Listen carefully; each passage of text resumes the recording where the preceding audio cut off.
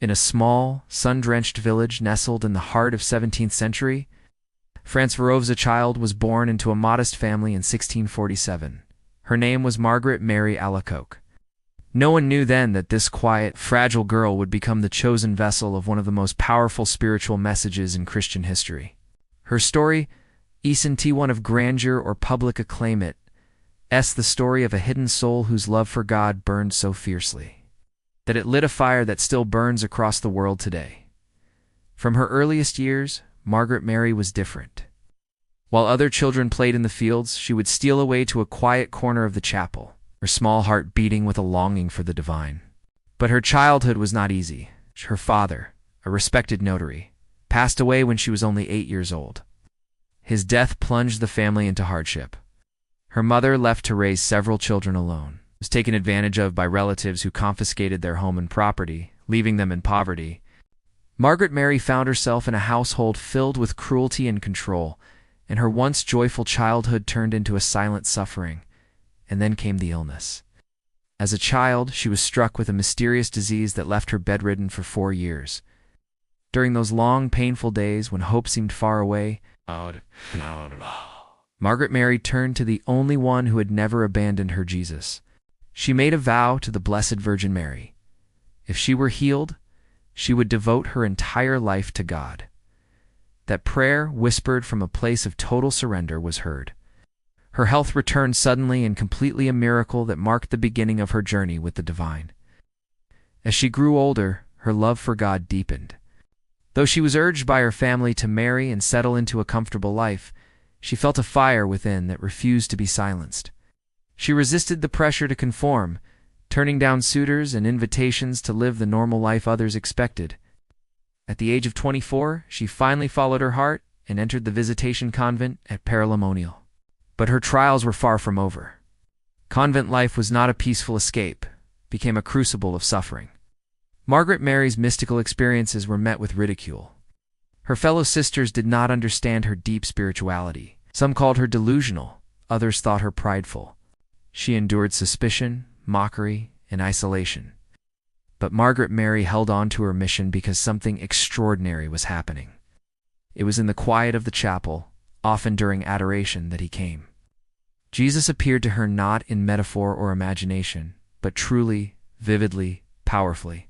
And in these visions, he showed her his sacred heart pierced, surrounded by thorns, burning with unquenchable love for humanity. He revealed to her his deep sorrow at how people, especially those consecrated to him, had forgotten him, rejected him, and treated his love with indifference. And then he gave her a mission. "Behold this heart," he said, "which has so loved men that it has spared nothing. And in return, I receive from the greater number nothing but ingratitude." Imagine the weight of that message, young nun, barely known, rejected by her peers, being asked to deliver a revelation that would challenge the entire spiritual culture of the time. But she said yes. Again and again she said yes. Jesus instructed her to establish a feast dedicated to his sacred heart on the Friday after the octave of Corpus Christi. He asked for a holy hour every Thursday night to recall his agony in Gethsemane. He asked for the First Friday devotions, 9 consecutive First Fridays with reception of the Eucharist in a state of grace. And through Margaret Mary, he promised extraordinary graces to those who would honor his sacred heart. The opposition she faced was immense. Priests called her hysterical. Her sisters continued to mock her. Her health declined under the stress. At times she even doubted herself. But in the depth of her soul, she knew the message wasn't hers. It was his. Then, when she needed it most, God sent her a friend, Saint Claude, a Jesuit priest of great intellect and deep holiness. When he arrived at Paray-le-Monial, Margaret Mary shared everything with him. Her visions, her doubts, her fears. He listened and believed her, became her confessor and spiritual director, and with his help the devotion began to spread quietly. It didn't happen overnight.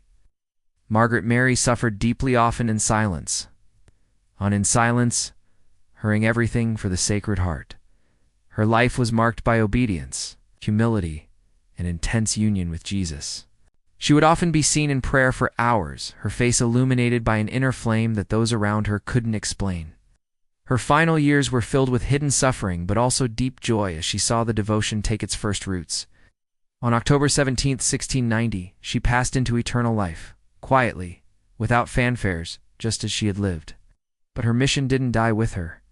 In the years that followed, devotion to the Sacred Heart grew across France, then throughout Europe, and eventually, the entire world. In 1765, the Church officially approved the devotion, and in 1920, Margaret Mary was canonized as a saint. Today, images of the Sacred Heart hang in homes, chapels, and cathedrals around the globe. The First Friday devotions are practiced by millions. And every time a soul returns to Jesus through this devotion, it's another echo of Margaret Mary's humble yes. Saint Margaret Mary Alacoque reminds us that God often chooses the most hidden souls to carry the brightest lights, that suffering offered in love can change the world, that the heart of Jesus is not a distant symbol, but a living fire of mercy, waiting for us to return. Her life is a call to every one of us, to trust, to surrender, to love, and to let our hearts be set ablaze by the Sacred Heart of Christ. If you like the video, please like, comment, and share the video, and subscribe the channel for the more inspiring videos.